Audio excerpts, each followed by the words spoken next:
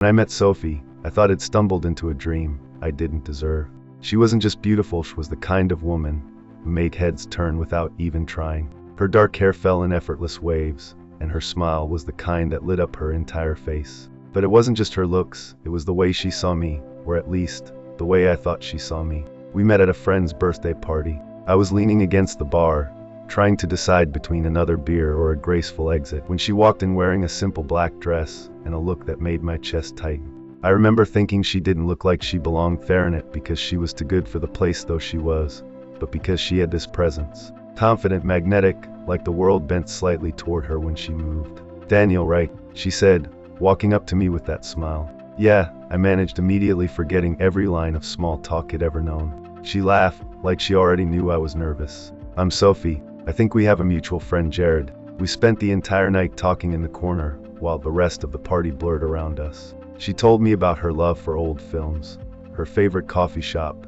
how she once traveled through Europe with nothing but a backpack and a camera. Everything she said made me want to know more. She had this way of making even the simplest story sound like an adventure. When she gave me her number, I felt like I'd just been handed a golden ticket. From that night on, things moved fast. Our first date lasted 6 hours. We talked until the restaurant closed, then sat in my car in the parking lot, laughing and sharing stories until the sky started to light.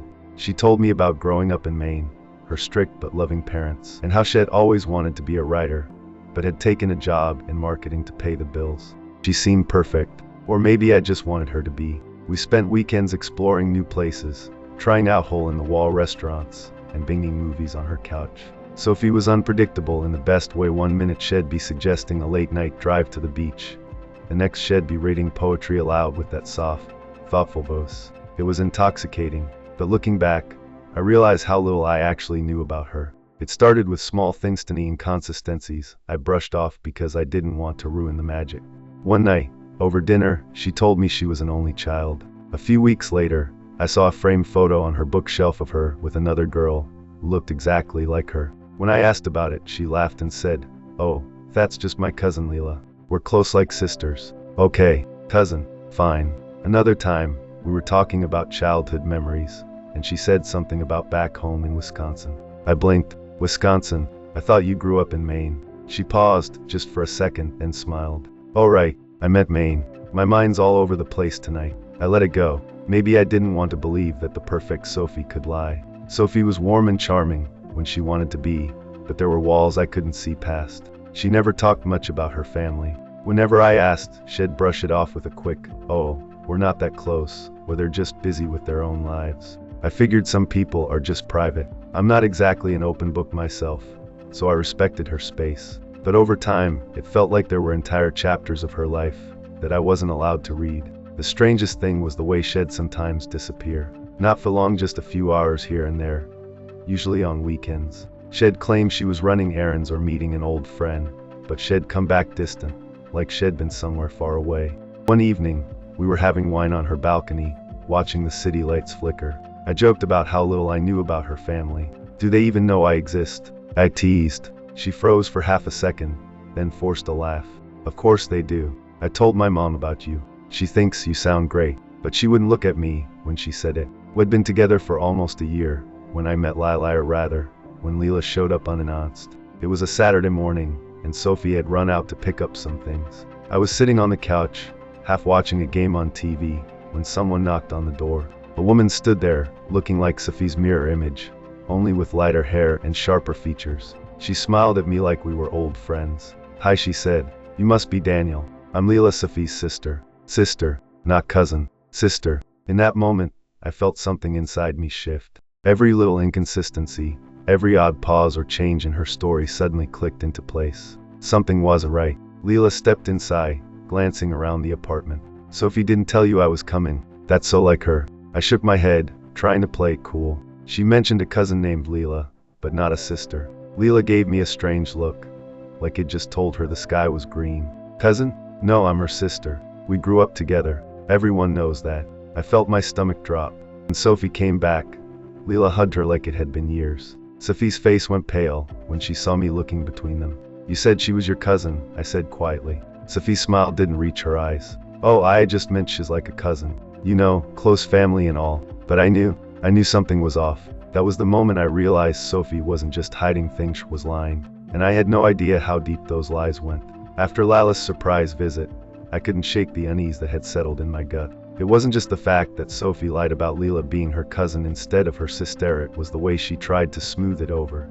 Like it was nothing. Like I was the crazy one for thinking it was weird. That night, after Leela left, Sophie acted like nothing had happened. She poured herself a glass of wine, curled up next to me on the couch, and asked if I wanted to watch a movie. "You didn't tell me she was your sister," I said, not moving. She froze for a second, and gave me that practiced smile. "Oh, I guess I didn't. I don't like talking about my family. It's complicated." "Complicated how?" I asked, studying her face. She shrugged, her eyes avoiding mine. "Leela and we had a falling out a few years ago. I didn't think she'd even show up.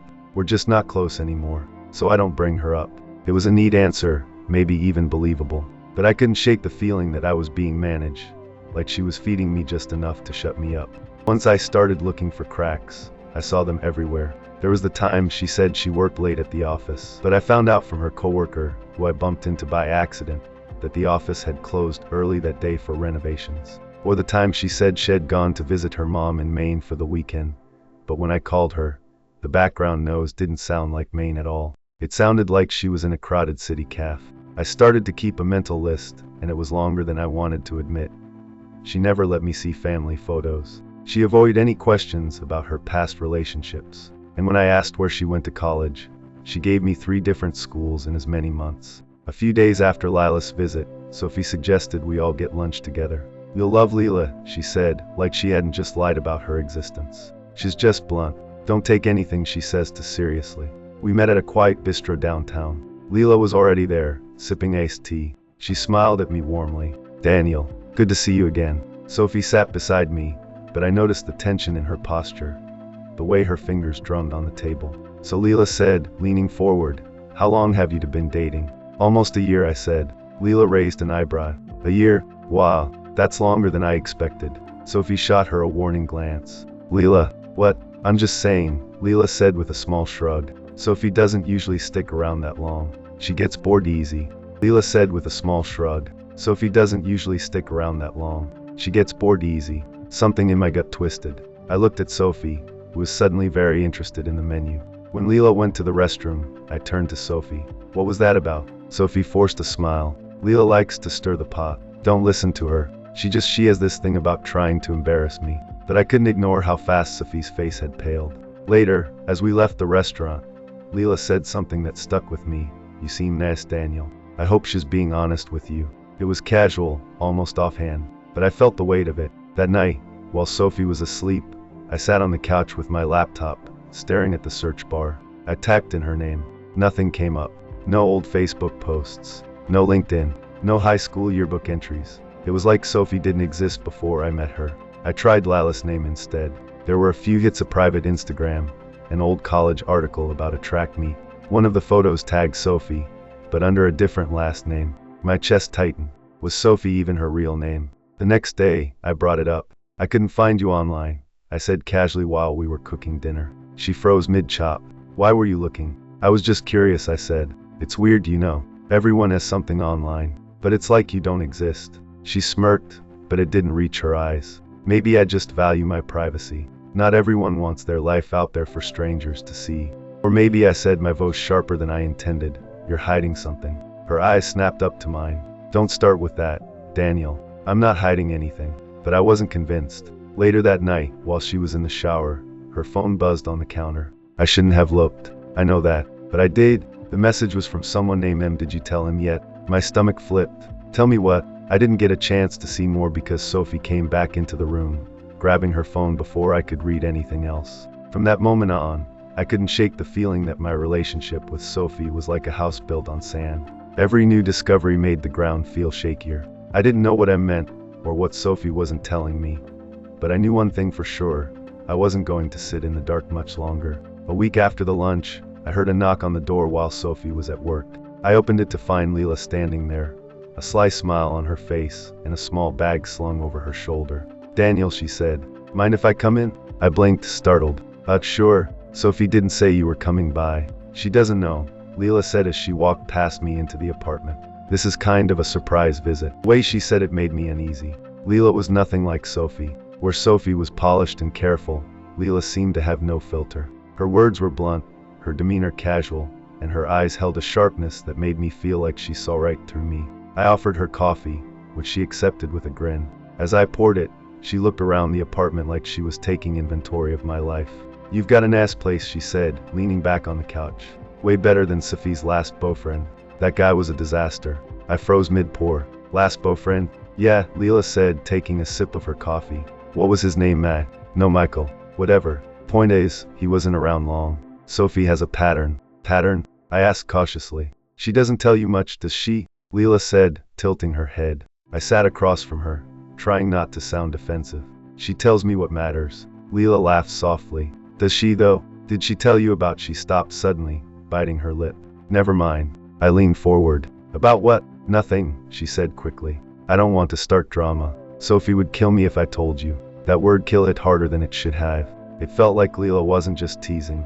She was warning me. A few minutes of silence passed before Leela looked at me and said, "You seem like a good guy, Daniel. I just hope you know what you're getting into." "What do you mean by that?" I asked, my heart thudding. Leela sighed, leaning forward. "Sophie lies. A lot. She's been like that since we were kids. She doesn't always mean to hurt people, but she creates stories. You've noticed it, haven't you?" I swallowed hard. "What kind of lies?" Leela shook her head. "I'm not going to get in the middle of this. Just ask her about Chicago." My mind spun. Chicago? Sophie had never even mentioned Chicago. Before I could ask more, I heard the front door unlock.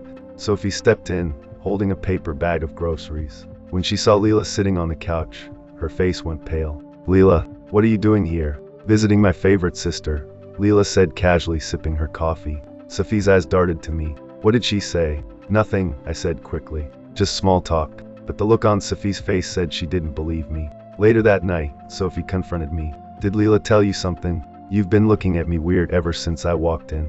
I hesitated. "She mentioned Chicago. Said I should ask you about it." Sophie's face went tight. "She doesn't know what she's talking about. So there's nothing about Chicago?" I asked. "Nothing," she said too quickly. "Daniel, don't let her get in your head. Leela loves drama. She always has." I couldn't let it go. That night, as Sophie slept, I searched Sophie plus Chicago on my laptop. Nothing.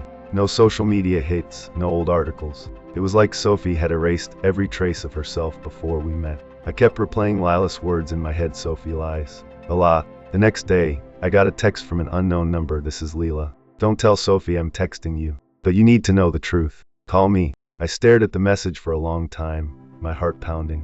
I didn't know what I'd find if I called her. But I knew one thing for sure. Leela wasn't saying these things just to mess with me. She sounded worried. I saved her number, my fingers trembling. By the time Sophie came home, I couldn't look at her the same way. Every smile felt like a mask. Every word like a test I wasn't sure she'd pass. I wanted to ask her again, push harder, but something in me held back. Maybe I was scared of the answer. One thing was clear though, Leela knew something. And if Sophie wasn't going to tell me, I'd find out from her sister. I called Leela the next morning. She picked up on the second ring. "Daniel," she said, her tone casual but laced with something sharper. "You decided to call. You said I need to know the truth," I said. "So tell me." There was a pause, like she was weighing how much to say. "It's not my place," she finally said. "But you should start asking questions. Sophie's not who you think she is." "Who is she then?" I asked, my voice low. Leela sighed. "Ask her about Chicago. Ask her about her last relationship. And ask her why she changed her name." The words sent a chill down my spine. "Changed her name?" I repeated. "You didn't know?" Leela sounded almost surprised. "Of course you didn't. Sophie was never good at telling the whole truth." "Leela," I said firmly. "What are you talking about? What's her real name?" "She'll tell you when she's ready," Leela said, her voice softening. "But you need to be careful. She has a way of making you believe whatever story she's telling. I'm not saying she's evil, just complicated." Before I could press for more, she ended the call with, "Don't tell her we spoke." I spent the rest of the day replaying Lila's words. A name change, Chicago, a past relationship. My mind spun with possibilities, each one worse than the last. Was Sophie running from something? Someone? Or was this just Leela trying to plant seeds of doubt for reasons I couldn't understand? By the time Sophie came home, I'd worked myself into a quiet storm. She kissed me hello, but I felt myself stiffen. She noticed immediately. "What's wrong?" she asked, eyes narrowing. "Nothing," I said too quickly. We sat down to dinner, takeout Thai food because neither of us felt like cooking. I stared at my plate, the questions burning holes in my throat. Finally, I asked, "Have you ever been to Chicago?" Sophie looked up, blinking. "Chicago? Yeah, once." "Why? You've never mentioned it before." She shrugged. "It wasn't memorable." "Why are you asking?" I forced a smile. "Just curious." But inside, I wasn't satisfied. Her answer had been too smooth, too quick, like she'd rehearsed it. That night, while Sophie was in the shower, I grabbed her laptop. I felt guilty, like I was crossing a line, but I needed to know. I searched for documents, old emails, anything that might give me a clue. There wasn't much, almost nothing from before 2 years ago. No old photos, no saved files, no history. It was like Sophie's life began the moment we met. I tried searching her name online, but everything looked clean. Too clean. No social media, no digital footprint. Even her LinkedIn page looked suspiciously bare, with only a vague mention of her current job and no details about her past. The next day, Sophie left her phone on the counter while she was in the other room. I glanced at the screen and saw a message pop up from someone saved as "N. Did you tell him?" My blood ran cold. I didn't have time to read more before Sophie came back in and grabbed her phone, her smile too bright. "Ready for lunch?" she asked. I nodded, pretending nothing was wrong. But inside, the questions burned hotter. "Did you tell him?" "Tell me what?" I texted Leela later that night. "What did you mean about her name?"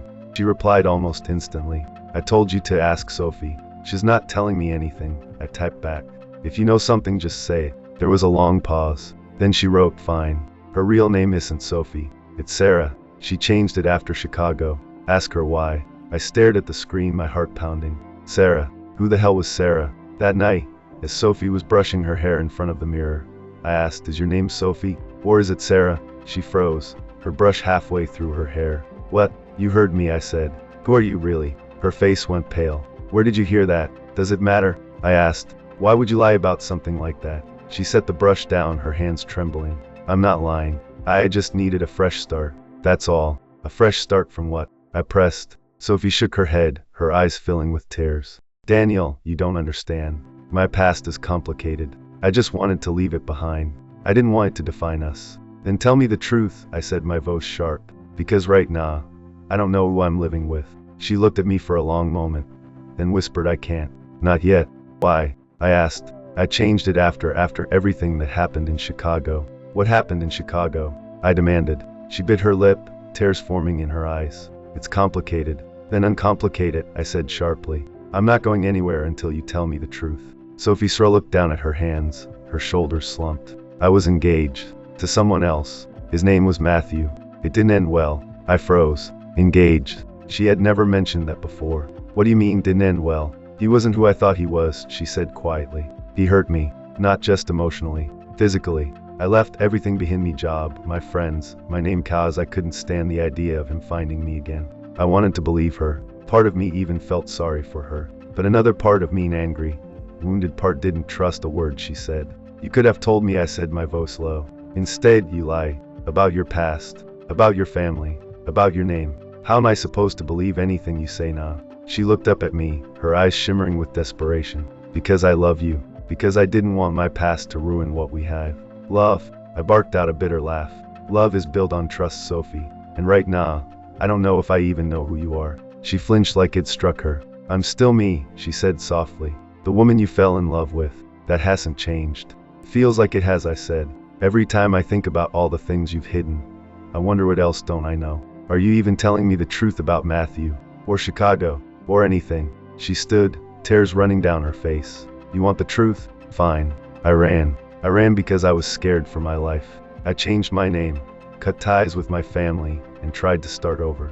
Leela was the only one I kept in touch with. That's why I lied. I didn't want to bring that darkness into our relationship. Her voice cracked, and I could see the pain in her eyes, but I couldn't stop myself. "And you thought the best way to protect me was to lie to me, to let me find out from your sister that I don't even know the real you."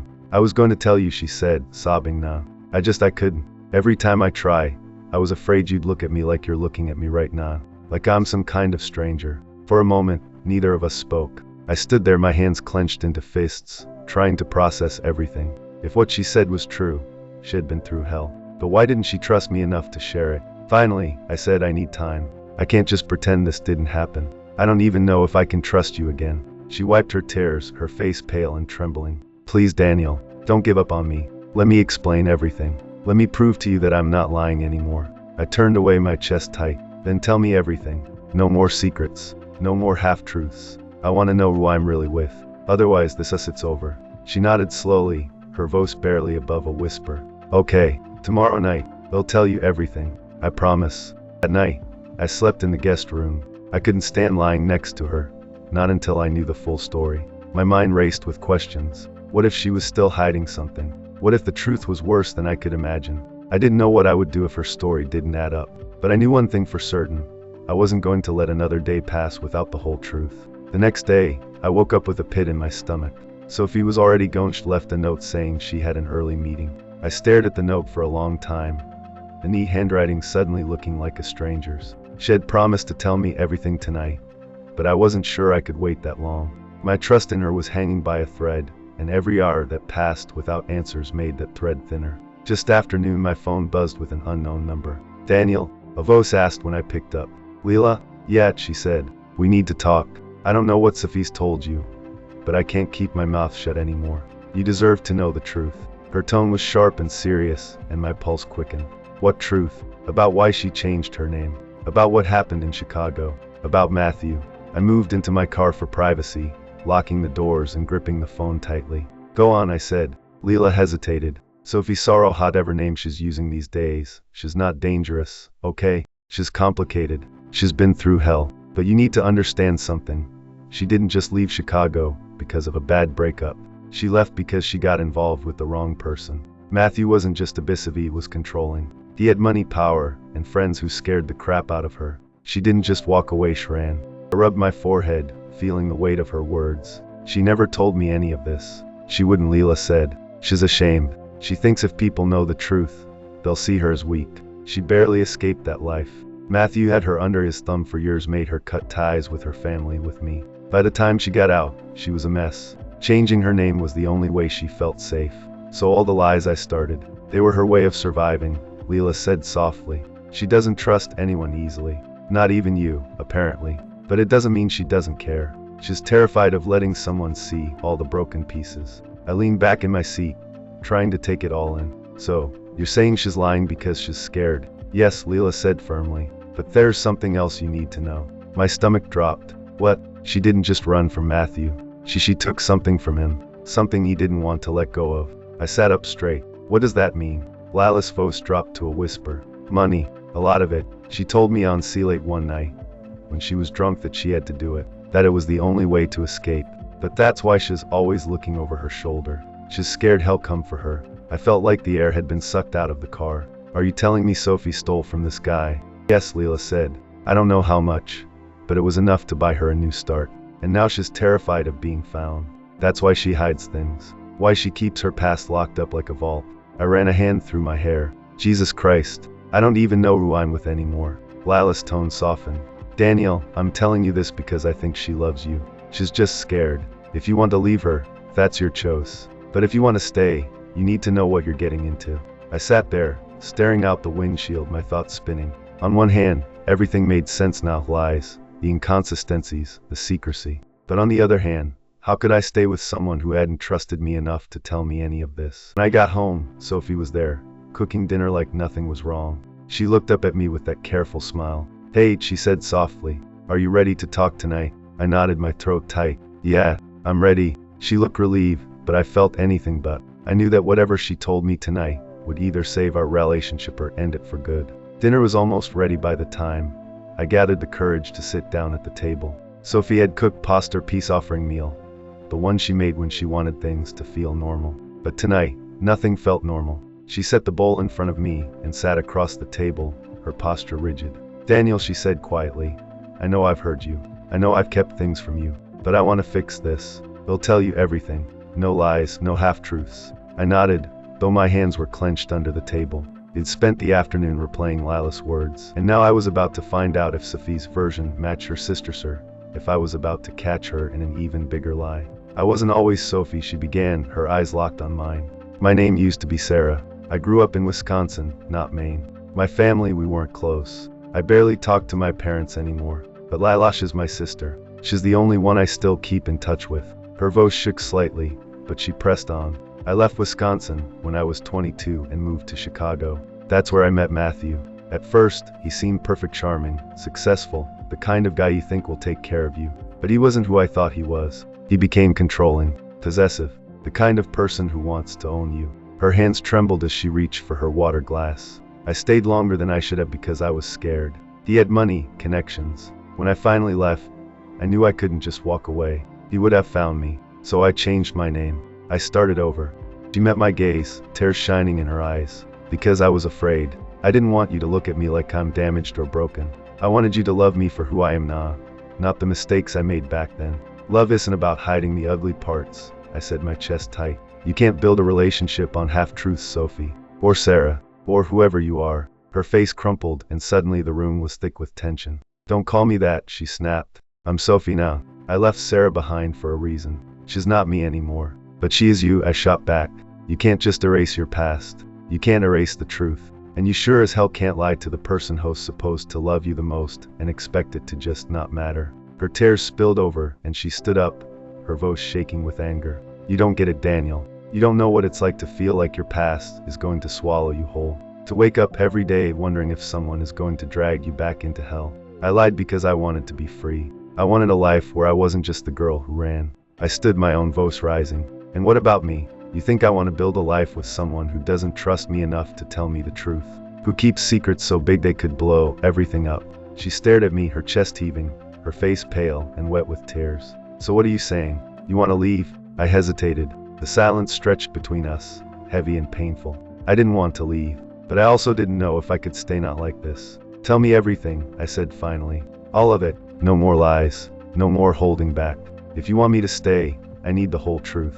Not just the pieces you think I can handle. She swallowed hard. I will. I promise. But I need you to believe in me, even if you don't like what you hear. That night, I barely slept. Sophie stayed in the living room, and I lay in bed staring at the ceiling, wondering how many more secrets were waiting to be unearthed. Lila's voice echoed in my head, she lies. A lot. But was she lying now? Or had she finally told me the truth? I didn't know, and the not knowing was tearing me apart.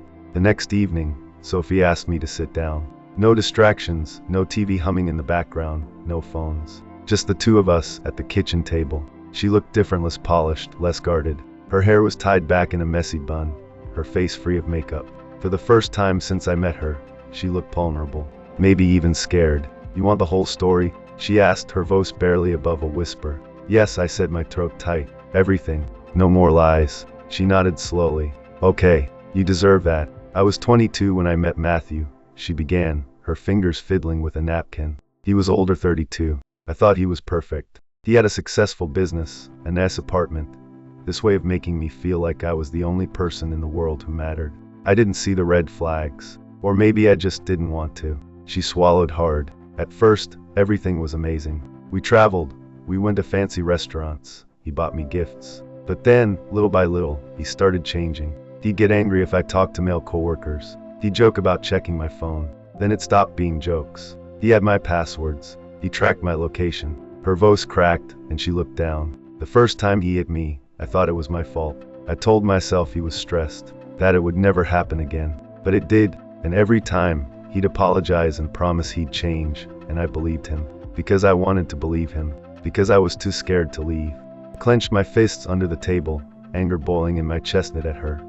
But at the man who had done this to her. After 2 years, I knew I had to get out, she said. But he had all the power, all the money. He made sure I had nothing. He said if I left, it'd be on the streets. He said no one would believe me. One night, after another fight, I saw my chance. He was passed out drunk, and I knew where he kept Cassia's safe in the closet. I took what I could, packed a bag and left. I didn't even go to the police. I didn't think they'd help me. He had connections, people who could make problems disappear. So I ran. She looked at me, her eyes wet with tears. I changed my name. I dyed my hair. I cut off everyone, even my parents. Leela was the only one I trusted, the only one who helped me. She wired me money when I ran out. She helped me get my first job under my new name. Without her, I wouldn't have survived. She looked down at her hands. I'm still afraid of him, Daniel. Even now, I don't know where he is or what he's doing. But part of me is always looking over my shoulder, wondering if he'll show up one day. And if he does, I don't know what he'll do. I reached across the table and took her hand. It was cold, trembling. Then we faced it together. but I need you to let me in. No more lies. No more secrets. Not if you want me to stay." For a long moment, she didn't answer. Then she nodded, tears spilling down her cheeks. "Okay, no more secrets. I promise." I squeezed her hand. "We'll figure this out. Together." Even as I said the words, a small part of me still wondered if I had the whole truth. I still loved her, but I couldn't ignore the cracks that all the lies had left behind. One evening, as we sat on the couch, Sophie turned to me. "Do you regret finding out?" she asked softly. "No," I said after a moment. "I regret that you didn't trust me enough to tell me sooner. But I don't regret knowing the truth." We spent the next day gathering everything she had: old messages, emails, anything that proved what Matthew had done. It wasn't easy for her. Every piece of evidence was a reminder of the life she had barely escaped. But she did it, for us. When we finally went to the police, I felt a strange sense of relief. It wasn't overnight by a long shot, but for the first time, we weren't hiding. As we sat on the balcony, Sophie rested her head on my shoulder. "Do you think we'll make it?" she asked. I kissed her hair. "We already are." Months later, I still think about that message from Matthew sometimes. I still wonder if he'll resurface. But I also know that Sophie traced the same woman who ran from him. She's stronger now, and so am I. She lied about everything once. But now, she tells me the truth, even when it hurts. And that's how I know we'll make it.